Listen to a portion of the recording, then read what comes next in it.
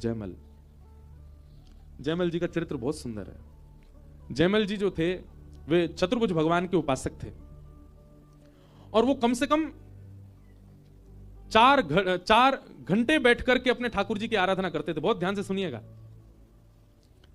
जयमल जी का नियम था वो जितनी देर अपने ठाकुर जी की आराधना करते थे उतनी देर के लिए उन्होंने अपने पूरे शासन प्रशासन और सब सेनापति मंत्री सबको कह रखा था, इन 4 घंटों में ब्रह्मा भी आ जाए मेरे पास कोई नहीं आएगा।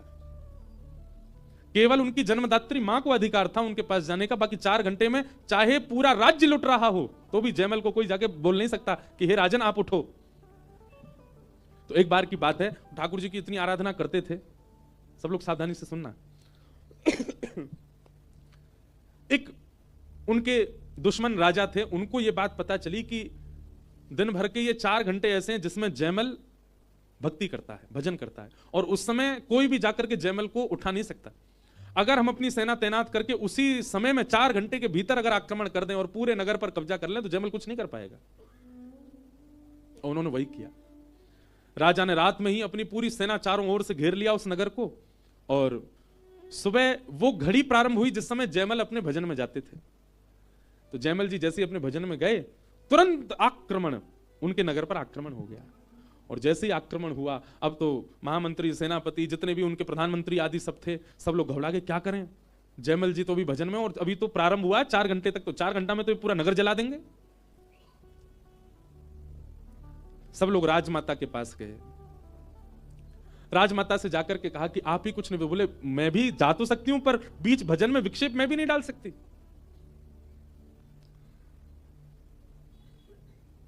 भजन कर रहे थे जयमल जी, और जब राजमाता गई तो वो अद्भुत अद्भुत ध्यान में थे। मतलब एक आध स्वर से वो ध्यान से निकलने वाले नहीं थे, ऐसी स्थिति में थे। तब राजमाता ने जाकर के जयमल से प्रार्थना की, बेटा पूरे नगर पर आक्रमण हो गया है, तुम कुछ निर्देशन दो, नहीं तो हमारा पूरा नगर जल जाएगा। जयमल जैसे तैसे अपने ध्यान से बाहर आए और आकर के कहा, अगर कोई और भगवत संबंधी आवश्यक कार्य होता तो मैं उठ जाता, पर राज्य की रक्षा तो मैं थोड़ी करता हूं, मेरे ठाकुर जी करते हैं। आप चिंता मत करो मैया, ये सब रक्षा करेंगे। और जयमल जी अपने पुनः ध्यान में चले गए। जयमल जी के इस अटूट विश्वास को ठाकुर जी ने देखा कि पूरा नगर घेर लिया है, आक्रमण हो गया है, और इसका विश्वास है कि मैं रक्षा करता हूं। तुरंत महाराज भगवान चतुर्भुज भगवान ने 2 भुज रूप धारण किया, जयमल जी के भांति मुकुट धारण किया, कवच पहन लिया, बिल्कुल श्याम वर्ण के श्री ठाकुर जी एक धुरंधर राजा के रूप में प्रकट हो गए। और प्रकट होकर के तुरंत घुड़साल में गए और जयमल का जो घोड़ा था उसी घोड़े पर बैठे, और बैठ करके ना जाने कैसे उस महल की अटारी पर ले गए, क्योंकि महल के द्वार बंद थे, सेना लगी थी नीचे कि बाहर की सेना भीतर ना आ जाए। अटारी पर ले गए और अटारी पर जाकर के घोड़े से ऐसी छलांग मारी, छलांग मार करके गए और जाकर के महाराज कोई प्रहार नहीं किया, ना तलवार चलाई ना धनुष बाण चलाए। ठाकुर जी ने केवल बीच सेना में जाकर के, वहां दुश्मन सेना सब देख रही है, अरे ये इकलौता कोई राजा आ रहा है। थोड़ी सी धूल जैसी शांत हुई, ठाकुर जी ने जाकर केवल अपनी कटाक्ष नेत्रों से अपने नेत्र घुमा करके पूरी सेना को देख लिया। और जैसे ही ठाकुर जी ने अपने कटाक्ष नेत्रों से देखा, सेना ने ठाकुर जी को देखा, सब खड़े खड़े ही मूर्छित हो गए। और मूर्छित होकर के जैसे देखा कि पूरी सेना मूर्छित हो गई, ठाकुर जी वापस गए और जाकर के मंदिर में व्यवस्थित हो गए। यहां जयमल जी के 4 घंटे की आराधना पूरी हुई। जयमल जी बोले अब तो नगर पूरा जल गया होगा, नष्ट हो गया होगा। मंत्री आदियों से पूछा, हाँ भाई क्या रिपोर्ट। सबने कहा, बोले भगवान आक्रमण तो हुआ पर अभी तक एक भी बाण नहीं चला बाहर से। जयमल जी बोले क्यों। बोले हमने अनुमान लगाया तो सेना तो बहुत है, इतनी सेना है कि हमारा पूरा राज्य नष्ट हो जाएगा, परंतु पता नहीं क्यों अभी तक आक्रमण नहीं हुआ। जयमल जी ने अपने कवच आदि पहने, कवच आदि पहन करके अपने घोड़े को बुलवाया तो कहा, अरे महाराज घोड़ा तो बहुत हाँफ रहा है, घोड़े में से सुंदर सुगंधी आ रही है, घोड़े के पैर पूरे कीच कीचड़ और धूल में सने हुए, मानो घोड़ा कहीं गया था। जयमल जी बोले ये कैसे संभव हो सकता है। जयमल जी फिर भी बैठ गए। मुख्य द्वार खुला, जैसे जयमल बाहर गए, बाहर जाकर के देखा तो पूरी सेना तो चारों ओर खड़ी है मारने के लिए, पर सब मूर्छित पड़े हैं। और मूर्छा भी कैसी, कोई मृतक नहीं है, केवल मूर्छित पड़े हैं। जयमल जी ने जाकर के जब देखा, सब मानो विरह में हैं, हाँ नाथ हाँ नाथ हाँ नाथ कहती पूरी सेना। जयमल जी ने जाकर के जो मुख्य राजा था उससे जाकर के बात की, उसके ऊपर थोड़ा पानी का छिड़काव किया, वो होश में आया। बोले क्या बात है, तुम सेना लेके आए, तुमने आक्रमण क्यों नहीं किया, और ये सब मूर्छित क्यों पड़े हैं? वो राजा रुदन करने लगा, चरण पकड़ लिए, बोले तुमने किसको भेजा था बाहर? जयमल जी बोले किसको भेजा था मतलब? बोले हम आक्रमण कर रहे थे, उस समय एक बड़ा युवा सा एक राजकुमार घोड़े पर बैठकर, इसी घोड़े पर बैठ करके आया था। उसके अद्भुत कटाक्ष, उसका रूप लावण्य, ऐसा घुंघराले केश, ऐसी सुगंधी महक रही थी पूरे रणभूमि में। अरे उसका रूप देख करके हम सब न्योछावर हो गए हैं। हम सदा के लिए तुम्हारे दास बने रहेंगे, कभी आक्रमण नहीं करेंगे, सदा तुम्हारे राज्य की सेवा करेंगे, बस हमारी एक मनोकामना पूरी कर दो, मुझे और मेरी पूरी सेना को एक बार फिर से उस राजकुमार का दर्शन करा दो। जयमल जी समझ गए, बोले कि भैया ऐसे रूप के प्रति आसक्ति किसी मानव की नहीं हो सकती, ऐसा रूप किसी मानव का नहीं हो सकता कि पूरी प्रजा ऐसे मोहित हो जाए। जयमल जी दौड़े दौड़े गए और जाकर के जैसे ही चतुर्भुज भगवान को देखा, ठाकुर जी मंद मंद मुस्कुरा रहे हैं, मूर्तिमंत होकर के खड़े हैं। जयमल जी को विश्वास हो गया कि यही हैं। उस शत्रु राजा को लेकर के आए, अपने चतुर्भुज भगवान का दर्शन कराया और दर्शन करा करके बोले क्या यही आए थे बाहर? उसने जब चतुर्भुज देखे, उसने जब पूरा भेष देखा, तब तो उसे विश्वास नहीं हुआ। बोले ये तो नहीं थे, पर जैसे ही मुखमंडल देखा, नेत्रों के कटाक्ष देखे, नासिका देखी, मुस्कान देखी, बोले यही थे, यही नेत्र थे, यही नासिका थी, यही मुस्कान थी, यही संपूर्ण रूप लावण्य, यही आए थे बाहर। जयमल जी न्योछावर हो गए अपने ठाकुर जी के आगे। धन्य है ऐसी ठाकुर जी की भक्त वत्सलता। तो मुक्ति का मतलब होता है मृत्यु के पश्चात भगवान का दर्शन, भक्ति का मतलब होता है जीते जी भगवान का दर्शन, जीवित अवस्था में ठाकुर जी का अनुभव। तुम भक्ति मांगो, मुक्ति मत मांगो। तब परीक्षित महाराज ने मुक्ति की कामना की और श्री शुकाचार्य जी ने अब भक्ति की राह उनको दिखाना प्रारंभ किया। बोलो भक्तवत्सल भगवान की। उद्धव विदुर संवाद आया, जहां यहीं हरिद्वार में विदुर जी महाराज ने मैत्रेय मुनि के आश्रम में आकर के भागवत धर्म का श्रवण किया। कपिल देवभूति संवाद में कपिल भगवान ने देवभूति माता को अद्भुत ज्ञान उपदेश किया। देवभूति माता के अनेक प्रश्नों का उत्तर भगवान कपिल दे रहे हैं। ध्रुव चरित्र का भाव आया, जहां पर नन्हे से ध्रुव जी ने मधुवन में जाकर के भगवान के प्रत्यक्ष साक्षात्कार किए। उनकी पूरी परंपरा का वर्णन किया गया, जहां पर भगवान के पृथु अवतार का भाव भी सुनाया गया। नरकों का वर्णन किया, मनवंतरों का वर्णन किया, रहुगण जड़भरत संवाद आदि ये सब प्रसंग सुनाए गए। सबको हम केवल स्पर्श करते हुए चल रहे हैं। तत्पश्चात भगवान के एक परम भक्त हुए, जिनका नाम है वृत्रासुर। वृत्रासुर का चरित्र सुनाया गया। लगभग बहुत वर्षों से मैंने वृत्रासुर का चरित्र कहा नहीं, आज थोड़ा इसका विस्तार करेंगे। बहुत ध्यान से सुनिएगा। ठाकुर जी का जन्मोत्सव अभी करेंगे हम लोग, पर उससे पहले के जो क्रम है उनको कर लें। एक असुर हुआ जिसका नाम था वृत्रासुर, जिसने भगवान की स्तुति गाकर के ठाकुर जी की मधुर प्राप्ति की। ऐसा कई आचार्यों का मानना है कि वृत्रासुर की जो स्तुति है, इन स्तुति का पालन यदि कोई भक्त अपने जीवन में करे तो भगवत प्राप्ति उसको संभव है। वृत्रासुर का चरित्र थोड़ा सा विस्तार से हम सुनाएं, क्योंकि कई कथाएं इसमें आती हैं। देवताओं के एक गुरु थे, उनका नाम था बृहस्पति। देवताओं के गुरु का नाम है बृहस्पति। बहुत ध्यान से सुनिएगा, बहुत अच्छी कथा है। तो एक बार की बात है कि देवता कुछ आयोजन कर रहे थे और उसमें सब लोग नाच रहे थे, गा रहे थे, उत्सव मना रहे। तभी बृहस्पति का आगमन हो गया स्वर्ग में। सब लोग इधर देखो, बहुत ध्यान से सुनो। इंद्र यानी कि देवताओं के राजा ने बृहस्पति को आते हुए देख लिया, और बृहस्पति को आते देख उनके मन में आया कि अब ये गुरुजी और आ गए यहाँ पे, अब हम लोगों को इनका सम्मान करना पड़ेगा, इनके लिए आसन लगाना पड़ेगा।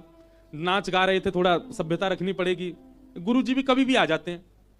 अब इंद्र के मन में जब ये भाव आया अपने गुरु के प्रति, तो बृहस्पति को ये बात समझ आ गई कि इंद्र मेरी उपस्थिति से प्रसन्न नहीं है। तो बृहस्पति बोले मुझे कौन सी गरज पड़ी इनका गुरु बनने में। बृहस्पति जी ने अपने गुरु पद से त्याग कर दिया और श्री बृहस्पति जी अंतर ध्यान हो गए। बंधुओं, एक बात बताएं आपको, ठाकुर जी के प्रति आपके मन में यदि कभी ऐसा भाव आ जाए, दुर्भाव आ जाए, वह आपको इतना दंडित नहीं कि ठाकुर जी दंडित करेंगे ही नहीं, पर यदि आचार्यों के प्रति, गुरुओं के प्रति, वैष्णवों के प्रति यदि आपके मन में दुर्भाव आ जाता है, ठाकुर जी कभी क्षमा करते नहीं फिर। इसलिए एक चीज का बहुत ध्यान रखा कीजिए कि आपसे कभी वैष्णव अपराध ना बने। भगवत अपराध बन जाए कोई दिक्कत नहीं। ठाकुर जी, कई लोग पूछते हैं महाराज जी स्नान करते करते हमारे हाथ से फिसल गए, ठाकुर जी हमसे नाराज है? नहीं। कई माताओं के छोटे छोटे बालक होते हैं, वो नाते नाते गिर जाते हैं। हर माता का एक बालक कभी ना कभी तो बिस्तर से भी गिरा होगा, कभी हाथ से भी छूटा होगा। इसका मतलब थोड़ी बालक नाराज है, बालक उद्यम इतना मचाता है गिर जाता है।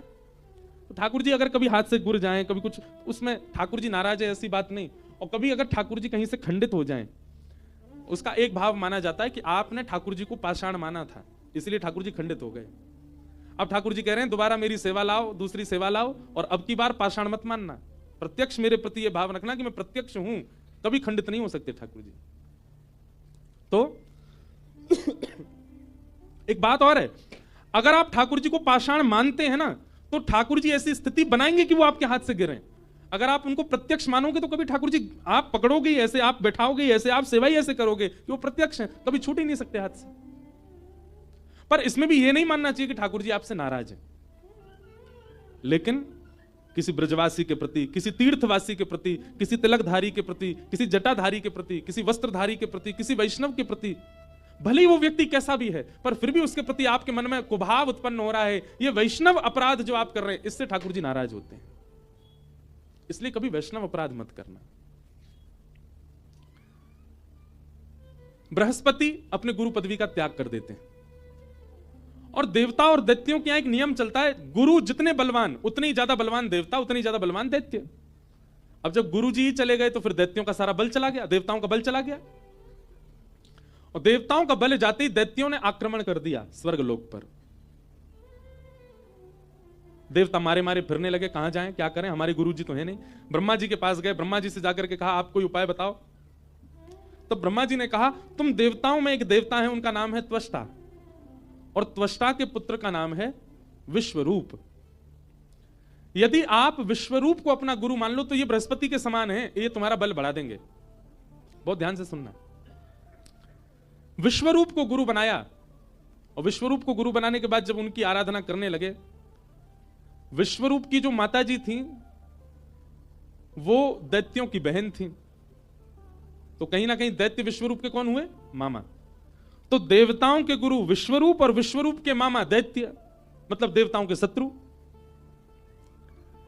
तो विश्वरूप कभी कभी अपने मामाओं का भी बल बढ़ाते थे यज्ञ आदि करने में। इंद्र को जब यह बात पता चली तो इंद्र ने क्रोध में आकर के अपने गुरु का सर धड़ से अलग कर दिया। पहले तो बृहस्पति का अपमान किया, और फिर उसके बाद में दूसरे गुरु जो बने विश्वरूप, उनका सर धड़ से अलग कर दिया, जिसके कारण इंद्र को ब्रह्म हत्या लग गई और वो अब स्वर्ग में राज्य नहीं कर सकते। तब इंद्र ने कहा अगर मेरे इस ब्रह्म हत्या के दोष को कोई लोग अपने ऊपर धारण कर लें, मेरे ब्रह्म हत्या के दोष को यदि कोई अपने ऊपर ले ले, तो मैं उसको, एक मेरा दोष लगेगा, दूसरी तरफ मैं उसको वरदान दूंगा। 4 लोग आगे आए ब्रह्म हत्या का दोष जिन्होंने अपने ऊपर धारण किया। सबसे पहले जल। तो जल में उठने वाला जो फैन है, जो झाग हैं, कभी कभी समुद्र में होते हैं, वो ब्रह्म हत्या का दोष माने जाते हैं।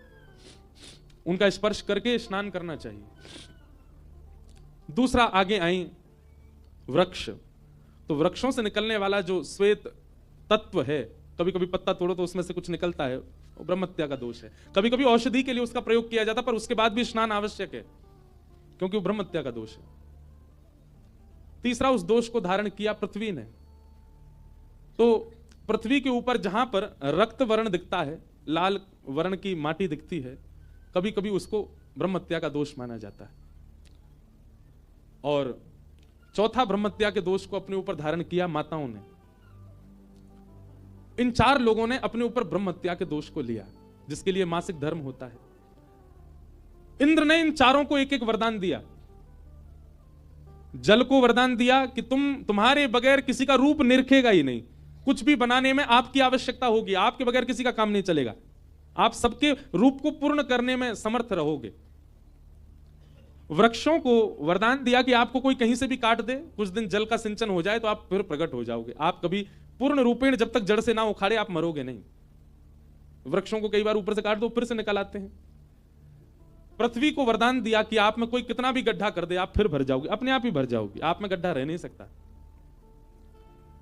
और माताएं बहनों को वरदान तो अद्भुत ही दिया, बोले आप किसी को भी अपने वश में कर सकते हो आपको वश में करने की शक्ति हम प्रदान करते हैं। जब तक बालिका होती हैं तब तक पिता को वश में कर लेती हैं, पिताजी ये चाहिए वो चाहिए, ये खाना वो खाना, सब। जब ब्याह हो जाता है तो पति वश में रहता, और जब पुत्र जन्म ले तो पुत्र वश में रहता है। सब इनके वश में रहते हैं। ये इंद्र का वरदान है इनको। इंद्र पुनः राजा बन गए क्योंकि उनके ब्रह्मत्या के दोष को 4 लोगों ने ले लिया।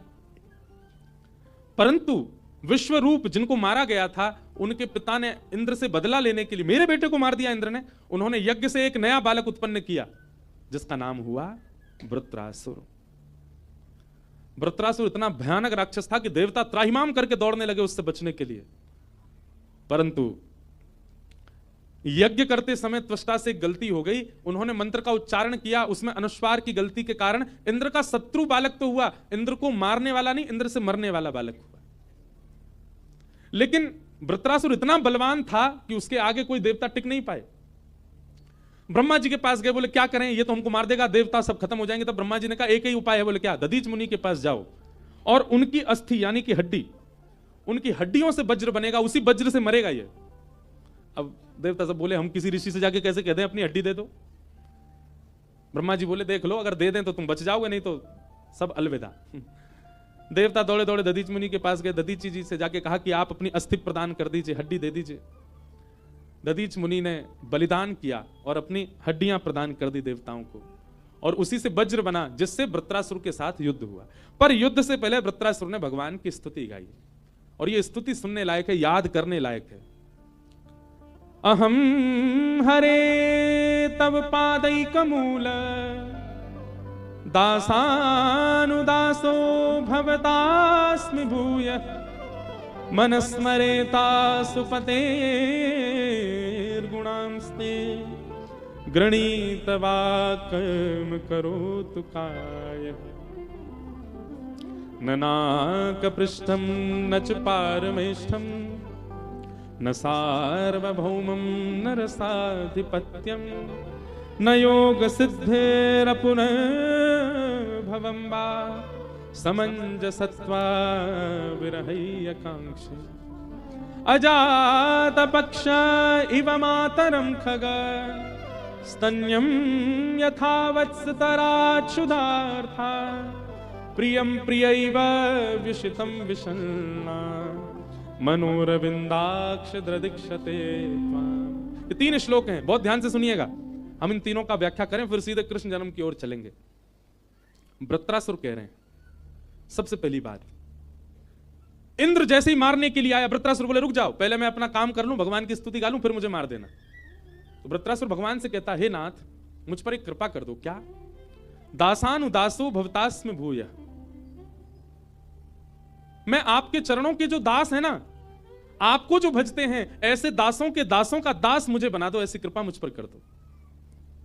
मैं आपका दास ना बनूं, आपके दासों के दासों का दास बन जाऊं, ऐसा अनुग्रह मेरे ऊपर कर दो नाथ। ठाकुर जी सुनकर के थोड़े चौंक गए, बोले इसने सीधे मेरे चरणों की प्राप्ति नहीं मांगी, दासानुदासो भवतास्मि भूयः। ठाकुर जी बोले वृत्रासुर तेने मेरे चरण नहीं मांगे, दासानुदास क्यों मांगा?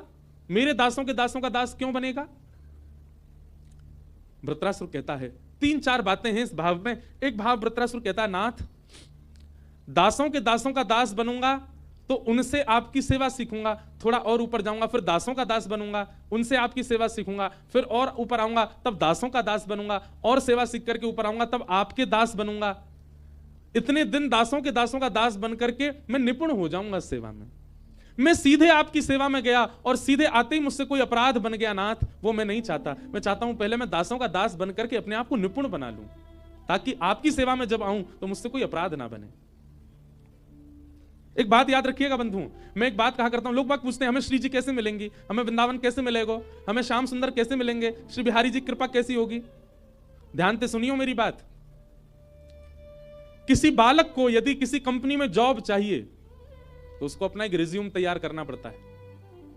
उस रिज्यूम में बताना पड़ता है कितने पढ़े हैं, कितनी क्वालिफिकेशन है, कितना एक्सपीरियंस है, लास्ट काम कहां करते थे, वहां कितनी सैलरी मिलती थी, वहां किस तरीके का तुम्हारा काम था, कितने साल का तुम्हारा वहां एक्सपीरियंस रहा। वो सबके बेसिस पर उन सबको देखते हुए फिर तुम्हारा इंटरव्यू होता है, तब तुमको जॉब मिलती है। ठीक वैसे ही एक अपना रिज्यूम तैयार करो और रिज्यूम में केवल ये बताओ आपने कितनों नाम जप किए है, कितनी साधना की है, कितनी कथा श्रवण करी है, कितने संतन की सेवा करी है। कितने संतन के चरण धोए हैं, कितने संतन को प्रसाद पवायो है, कितने संतन को संग किया है, ये सब एक रिज्यूम में लिखो और जाकर के श्री जी को अर्पित करो। किशोरी जी के सामने जाकर के कहो, हे श्यामाजू अगर हम आपको अनुकूल लगते हो, हे राधारमण जू अगर हम आपको अनुकूल लगते हो तो हमें अपनी चाकरी प्रदान करो। मीराबाई कहती हैं, श्याम मने चाकर राखो जू, हरि जी माने चाकर राखो जू। चाकर रहसू बाग लगासू, नित उठ दर्शन पासू। वृंदावन की कुंज गलिन में, हरि की लीला गासू।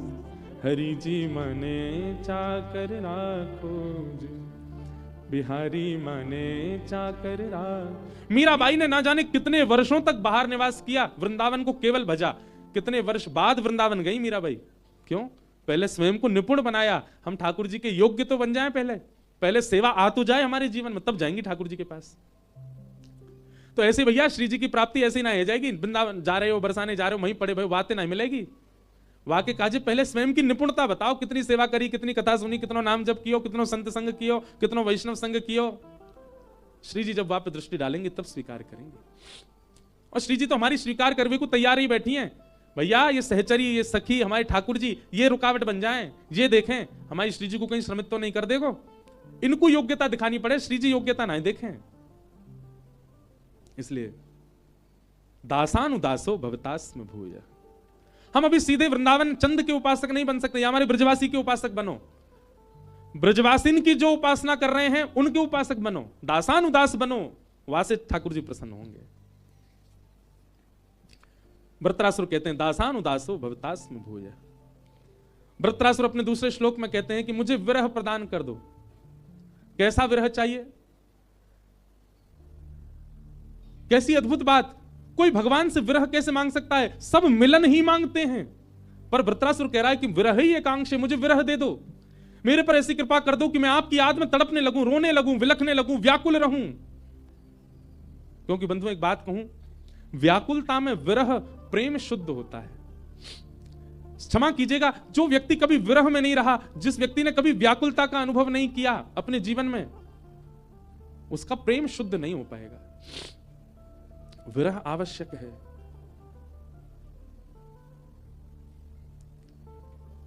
कैसा विरह चाहिए? अजात पक्ष इव मातरम खगा स्तन्यम यथा वत्सतरात् सुधार्था प्रियम प्रियैव व्युषितम विषन्नाह मनोरविंदाक्ष दृदिक्षते त्वाम।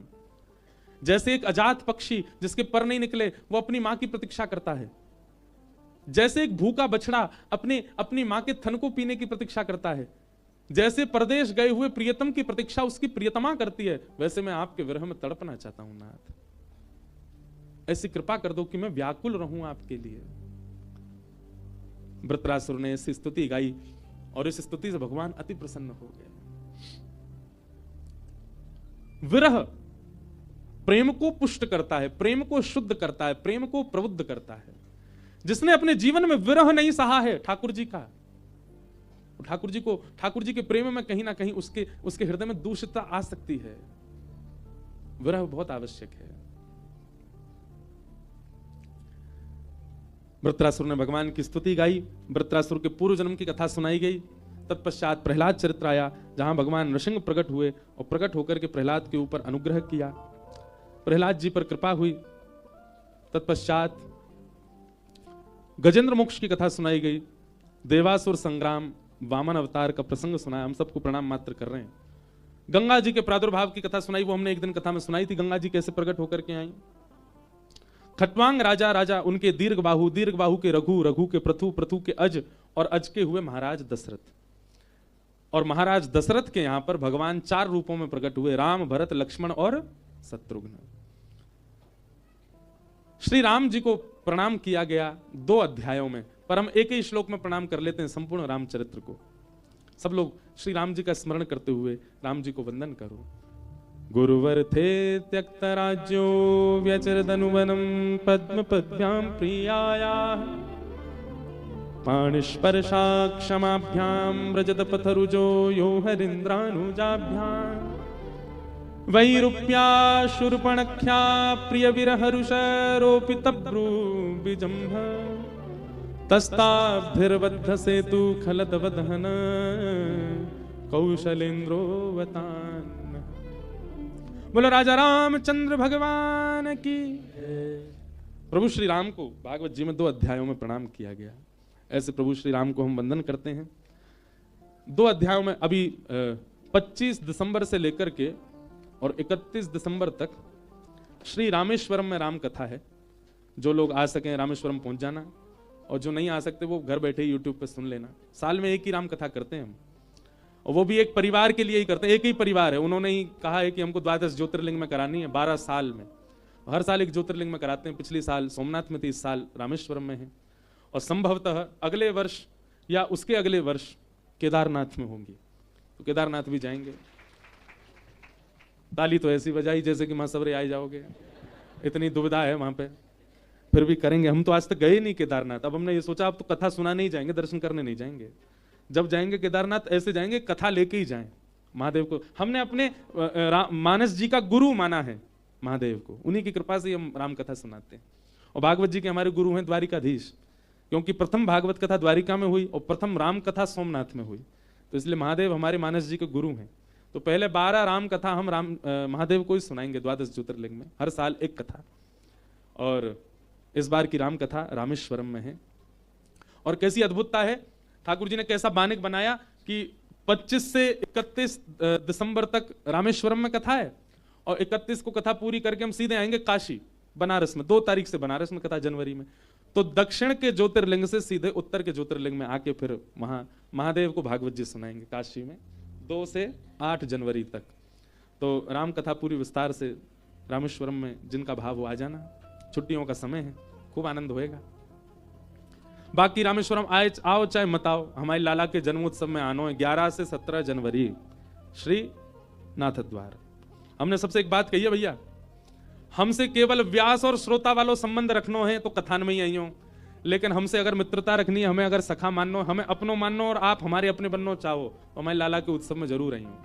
हमारो लाला को उत्सव खूब आनंद से या बार नाथ द्वार में होएगा। सब लोग पधारो। हर साल होता है 11 से 17 अलग अलग जगहों पे, इस बार नाथ द्वारा में। आइए अब हम कृष्ण जन्मोत्सव की ओर चलें। खूब भाग दौड़ करते हुए आ गए हैं। कथितो वंश विस्तारो भवता सोम सूर्ययो राज्ञाम चो भय वंशानाम चरितम परमाद्भुतम। 4 दिन से श्री सुखदेव जी महाराज परीक्षित को कथा सुना रहे हैं, और आज जैसे ही कृष्ण जन्म की कथा प्रारंभ होने लगी तो 2 श्लोकों में पूरी कृष्ण लीला सुना दी।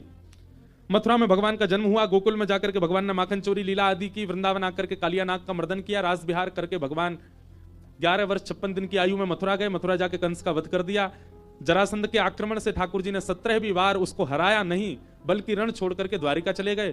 द्वारिका में बलराम जी का ब्याह हुआ, ठाकुर जी का ब्याह हुआ, महाभारत का युद्ध हुआ, भगवान ने ज्ञान उपदेश किया, और ज्ञान उपदेश करने के बाद कुछ द्वारिका लीला करते हुए भगवान अपने स्वधाम को चले गए।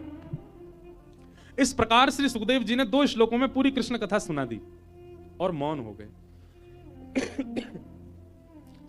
परीक्षित जी बोले, भगवान ये क्या किया आपने? आपने इतनी कथाएं विस्तार से सुनाई, और जिस कथा को सुनने के लिए हम 4 दिन से बैठे हैं वो आपने 2 श्लोकों में सुना दी। ऐसा मत करो। मेरे प्राणों के रक्षक श्री कृष्ण हैं, उनकी कथा में विस्तार से सुनना चाहता हूं। सुखदेव जी बोले, वास्तव में हम तुम्हारी परीक्षा ले रहे थे। 4 मिनट में पूरी कृष्ण कथा सुना करके हम देखना चाह रहे थे कि तुम कृष्ण कथा सुनने के लिए लालायित हो कि नहीं हो। पर तुम्हारी जिज्ञासा, तुम्हारा ये उत्साह, अब इस उत्साह से ही मैं तुम्हें कृष्ण कथा सुनाऊंगा। वास्तव में बंधुओं, अब तक हमने जितनी भी कथा सुनी वो सुने, उसमें मन लगे ना लगे, निद्रा आ जाए, वैसे नहीं होना चाहिए, सब में मन लगना चाहिए। पर कृष्ण लीला में प्रवेश जब हो रहा है तो यह बात आपको विचार करनी है कि आप उत्साह में नहीं है तो आप प्रवेश नहीं कर सकते। वृंदावन की लीला में, ब्रज की लीला में तो उत्साह होकर के ही प्रविष्ट होना चाहिए। उत्साह का अनुमान लगा रहे थे, और जब वह उत्साह परिपूर्ण दिखा परीक्षित जी का, तब सुखदेव जी कहते हैं, अब मैं तुमको कृष्ण लीला में प्रवेश कराऊंगा, क्योंकि बिना उत्साह के कृष्ण लीला में यदि प्रवेश करोगे तो अपराध बनेगा। वृंदावन ब्रजमंडल कभी भी बिना उत्साह के मत जाइए। आगरा गए थे किसी काम से, लगे हाथ वृंदावन हुआ है, ऐसा नहीं करना है। दिल्ली गए थे किसी शादी में, लगे हाथ वृंदावन हुआ है, ऐसा नहीं करना है। छुट्टी है, चलो वृंदावन हुआते हैं, ऐसा नहीं करना है। वृंदावन के लिए कोई ऐसा नहीं कि समय है तो चले जाएं, वृंदावन के लिए समय निकालो, वृंदावन उत्साह से जाओ, वृंदावन को प्रायोरिटी दो, तब वृंदावन आपको प्रायोरिटी देगा। बहती गंगा में हाथ थोड़ी धोना है, गंगा तो बही रही है, धो लो हाथ, ऐसा नहीं। वृंदावन के लिए यह भाव नहीं रखना है, वृंदावन के लिए तो व्यवस्थित होकर के जाइए, जाना है हमें। उत्साह नहीं होगा तो व्रज का अनुभव नहीं कर पाओगे आप। आज सुखदेव जी ने जब देखा कि परीक्षित अब उत्साह में है, इसका मतलब अब इसको हम ब्रज की कथा में प्रवेश करा सकते हैं, और तब ब्रज की लीला कहना प्रारंभ किया। वसुदेव गृहे साक्षात भगवान पुरुष पर जनिष्यते तत्प्रियार्थम सबवन्तु सुरस्त्रिय। भगवान ने आकाशवाणी करते हुए कहा सभी देवताओं को कि पृथ्वी का भार हल्का करने के लिए मथुरा में वसुदेव और देवकी के यहां साक्षात भगवान अवतार लेने वाले हैं। देवताओं ने जैसे ही इस आकाशवाणी को सुना, सब देवता अनेक अनेक रूप धारण करके ब्रज में आ गए। बरसाना पर्वत के रूप में साक्षात ब्रह्मा जी आ गए, नंदगांव पर्वत के रूप में साक्षात महादेव आ गए, और श्री गोवर्धन पर्वत के रूप में साक्षात नारायण आ गए। तीनों देव विराजमान हो गए। सभी देवता, कोई गैया बनो, कोई बछड़ा बनो, कोई वृक्ष बनो, कोई लता बनो, कोई गोपी बनो, या ऐसे रूप धारण कर करके सब देवी देवता ब्रजमंडल में आ गए। ठाकुर जी आने वाले हैं। दुष्ट कंस अपनी बहन को विदा करने के लिए जा रहा था, तभी आकाशवाणी में पता चला कि इनका अष्टम गर्भ मेरा काल है। जिस बहन को विदा करने जा रहा था उसी पर तलवार का प्रहार करना चाहता था। वसुदेव जी ने चरण पकड़ लिए, बहन को मत मारो, जितनी संतान होगी हम सब तुमको दे देंगे, इनको मत मारो। कंस के कारागृह में वसुदेव देव की बंद हो गए। 6 बालकों को कंस ने मार दिया। 7वें बालक के रूप में श्री बलराम जी का आगमन हुआ, परंतु कुछ महीना मातृ गर्भ में रहने के बाद स्थानांतरित हो गए रोहिणी मैया के गर्भ में। 8वें बालक का जन्म होने वाला है, और जैसे ही ठाकुर जी मैया के गर्भ में आए, देवकी मैया का रूप ऐसा हो गया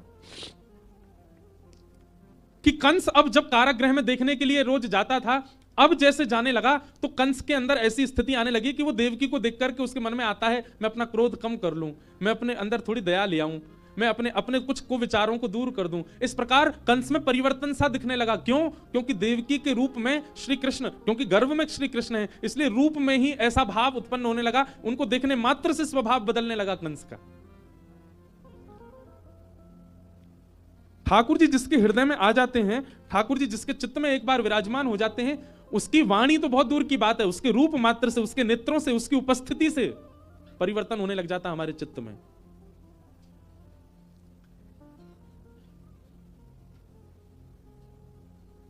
भादों का महीना, अष्टमी तिथि, मंदम मंदम जलधरा, धीमे धीमे जलधारा गिर रही है, और अर्धरात्रि का समय हुआ। अर्धरात्रि होते ही कंस के कारागृह में देवकी और वसुदेव के गर्भ से साक्षात शंख चक्र गदा पद्म धारण करके भगवान का प्रादुर्भाव हुआ। बोलो बाल कृष्ण लाल की जय। सब लोग हाथ जोड़ो, और हाथ जोड़ करके चतुर्भुज भगवान का स्मरण करते हुए सब लोग वंदन करो।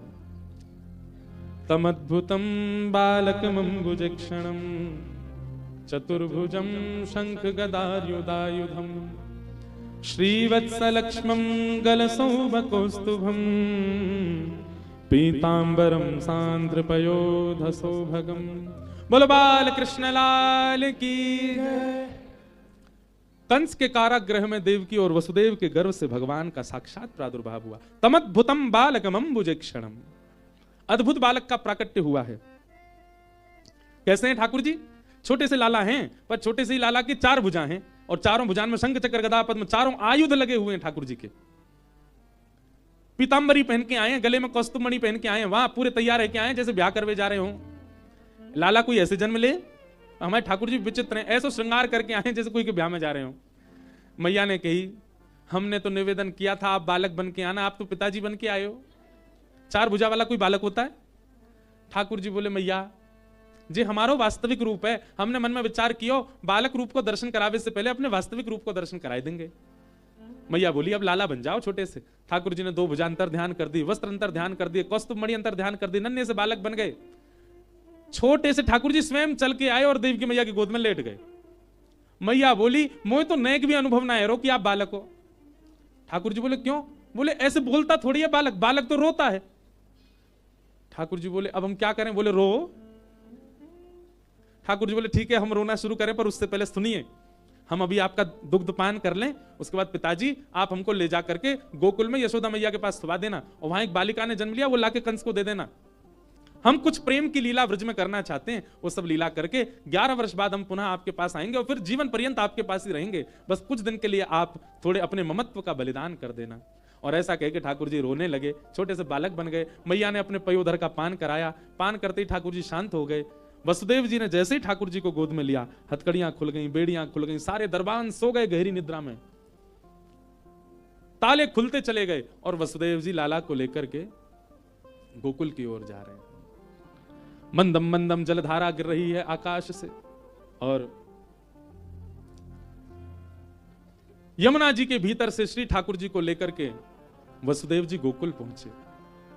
और गोकुल में जाकर के यशोदा मैया के बगल में लाला सुवाई दियो, और वहां से लाली लेकर के कंस के पास आए गए। कंस ने बालिका को देख करके पृथ्वी पर पटका, अष्टभुजी देवी भद्रकाली प्रकट हो गई। कंस से कह दिया तेरे शत्रु ने तो जन्म ले लिया ब्रजमंडल में, तू कहां 6 बालकों को तैने मार दिया और आज मुझे भी मारने का प्रयास कर रहा है, कब तक बचेगा? तेरे काल तेरे शत्रु ने जन्म ले लिया। कंस बोला पर जन्म तो यहां होना था, मथुरा के कारागृह में, 84 कोस में कैसे जन्म हो गया? बोले तेरे को भ्रमित करने के लिए देवताओं ने कहा था, पर उसका जन्म तो हो चुका है और अब तेरी मृत्यु हर दिन तेरे पास आएगी और कुछ ही दिन में तेरी मृत्यु हो जाएगी। कंस भयभीत होकर के राक्षसों को बुलाता है, अपने शत्रु को धुड़वाने का प्रयास कर रहा है, परंतु यहां कंस को करने दो, हम तो चल रहे हैं गोकुल। नंद रानी यशोदा, नंद बाबा 80 बरस के है गए। कितने बरस के है गए? 80 बरस के है गए, पर अभी तक लाला नाए भयो। परंतु अब सब ब्रजवासी को लगवे लगी कि बाबा तुम देख लियो, हम सब ब्रजवासी को आशीर्वाद है, अब की बार लाला होएगो। एक बात है बंधुओं, अगर एक साथ बहुत बड़े समूह को कोई बात लगने लग जाती है तो वो बात होती ही है, 99% है। सब ब्रजवासी में यही चर्चा है रही है। बोले भैया देखो अभी तो भयो ना है, अभी तो भयो ना है, अभी तो भयो ना है, जाने कब होएगो, पर होएगो जरूर। नंद बाबा की 2 बहन है, नंदा और सुनंदा। आज सुबह सुबह जैसे ही नंद भवन में प्रवेश कियो, सबरी सखी सोई हैं, सबरे सखा सोए, सबरे कार्यकर्ता सोए हैं, सब सो रहे हैं गहरी निद्रा में और सूर्य प्रकट हो चुके हैं, जबकि ऐसा होता नहीं है, सब लोग ब्रह्म मुहूर्त में उठ जाते हैं। नंदरानी के भवन में जाकर के देखो तो नंदरानी यशोदा मैया भी गहरी नींद में सोई हैं और नंदरानी के बगल में नेक 100 एक बालक चदरिया ओढ़ करके कुल बुलाए रहे हो है, वहां के हाथ पांव चल रहे हैं और नेक नेक आवाज निकल रही है मुख से। नंदा सुनंदा ने जाकर के देखी, गले गले तक चद्दर ओढ़ रखी है और कोई बालक है, जैसे रूप जाकर के देखा नील माधव, बिल्कुल जैसे मानो कोई नीली मणि हो, ऐसे ठाकुर जी। नंदा सुनंदा बोली अरे बहन देखियो हमारे भैया के गल लाला भयो की लाली भैया, देख तो सही। सुनंदा बोली अरे जो भी हो कहा फर्क पड़े, संतान होनी चाहिए। बोले नाय नाय एक लाला होना चाहिए, फिर भले ही 6 लाली आ जाए। बोले एक लाला काई को चाहिए तो है, लालीन में ऐसी कहा कमी है जो लाला में ना है? नंदा बोली अरे सुनंदा तू जाने ना है, हम दोनों भुआ हैं। कौन है? भुआ। हम कल को आएंगी अपने पाम दबावे के काजे, लाली तो थोड़ी कहेंगी, लाला तो कहेंगी। चल ले लाला हमारे पाम दबा, चल ले लाला हमारो सामान उठा, चल ले लाला हमारे काजे बाजार ते ये लेके आ। और जब कभी मन करेगा वाको कान मरोड़ा उलेंगी, अपनो दास बनाए के रखेंगी। लाली के काजे तो नेक दया सी आ जाए, लाली तो कैसे पाम दबाएंगे, लाली तो कैसे सामान उठवाएंगे, पर लाला पे तो अपना पूरा अधिकार चलेगा, जितना चाहेंगे वह मारेंगी कूटेंगी, अपनो दास बनाए के रखेंगी, जीवन पर्यंत हम भगवान की सेवा करेगो। नंद बाबा बेचारे वृद्ध है गए, हम उनके कोई संतान है ना, एक लाला है जाएगो तो सबन को सेवा तो कर लेगो। नंदा सुनंदा ने 21 बार हरिशरणम को जाप किया और जैसे ही हरिशरणम हरिशरणम हरिशरणम करने के बाद जैसे ही चदरिया हटाई, है गयो है गयो है गयो है गयो है गयो है गयो है गयो, अब तो दोनों चिल्लाने लगी है गयो, नेत्रन से अश्रुपात होने लगे। वारी सुनंदा जय हो। लाला कहां है? अच्छा बई में बैठे ना एक से ये हमारी सुनंदा बुआ हैं और एक और है मंचली नंदा बुआ, वो एक जगह टिके ना है। नंदा सुनंदा कहने लगी है गयो है गयो है गयो है गयो है गयो। अब तो महाराज पूरे गोकुल में यही चिल्लाती जा रही है गयो है गयो है गयो। अब जो सुने वही पूछ रहा कहा भयो, अब जो भी पूछे वही से कहें है गयो है गयो है गयो है गयो। अब सबरे पूछ रहे कहां भयो, बोले बस है गयो, अब तो है गयो। हजारों की तादाद में सब ब्रजवासी नंदा सुनंदा के पीछे दौड़ रहे हैं। यही नंदा बुआ, मन चली नंदा बुआ, एक जगह टिके ना है। तो नंदा सुनंदा, हाँ दौड़ो सबरे, है गयो है गयो है गयो है गयो है गयो है गयो चिल्ला रहे, सब पूछ रहे अरे भयो कहा है गयो कहा भयो। गौशाला में जाकर के नंद बाबा से जाके नंदा सुनंदा बोली बाबा है गयो। बाबा बोले कहा भयो, बोले अब तो है गयो। बाबा बोले यही चिल्लाती रहेगी कहा भयो, इतने ब्रजवासी पीछे से आए, बोले हम पूछ रहे हैं कहा भयो, बताई नहीं रही। नंदा सुनंदा हांफन लगी, नेत्रन से आंसू गिरन लगे। नंद बाबा को हृदय से लगा, बोले पहले हमें बताओ कहा दोगे। नंद बाबा बोले तू मांग तो सही, जो मांगेगी सो देंगे। बोले दोनों उनको 9 लाख के हार चाहिए, देंगे, अब बता कहा भयो। नंदा सुनंदा बोली आपने इतने ब्रजवासी की सेवा करी, यमुना जी की इतनी सेवा करी, गैयान की इतनी सेवा करी, ब्राह्मणन की इतनी सेवा करी, इन सबन के आशीर्वाद सो आपके घर यशोदा मैया के गर्भ सो नीलमणि जैसो लाला भयो है, बधाई हो। भैया एकादशी आज है, सोमवार को व्रत है आज को। अरे नेक जोर से बोल लो, 2-4 लोग लुढ़क गए, सोते सोते उठ जाएंगे, बधाई हो। अब वो पूरी जोड़ते नहीं आए हो, गंगा जी तक आवाज जानी चाहिए, बधाई हो। अब तो महाराज जैसे ही बधाई शब्द सुनी पूरा ब्रजमंडल इकट्ठे हो गए। भैया काय बात की बधाई है, सब गाने लगे, हो ब्रज में है रही जय जयकार, नंद घर लाला जायो है, ब्रज में है रही जय जयकार, नंद घर लाला जायो। हाँ ब्रज में, हो ब्रज में, हाँ ब्रज में है रही जय जयकार, नंद घर लाला जायो है, हो ब्रज में है रही जय जयकार, नंद घर लाला जायो। देखो अपने चश्मा संभाल लियो सब लोग, अपनी जो सामग्री सब संभाल करके प्रेम से भुजा उठा करके कहो, ओ ब्रज में, ओ ब्रज में, ओ ब्रज में है रही जय जयकार, नंद घर लाला जायो है, ब्रज में है रही जय जयकार, नंद घर लाला जायो। ओ ब्रज में है रही जय जयकार, नंद घर लाला जायो है, ब्रज में है रही जय जयकार, नंद घर लाला जायो। लाला जायो है, नंद रानी ने लाला जायो है, हाँ लाला जायो है, नंद रानी ने लाला जायो है। अरे हाँ लाला जायो है, यशोदा ने लाला जायो है, हाँ लाला जायो है, यशोदा ने लाला जायो है। ओ ब्रज में, हाँ ब्रज में, ओ ब्रज में। भैया ये कुर्सी लुटाओगे का, ये कुर्सी उठा के कहाँ ले जा रहे हो। ओ ब्रज में है रही जय जयकार, नंद घर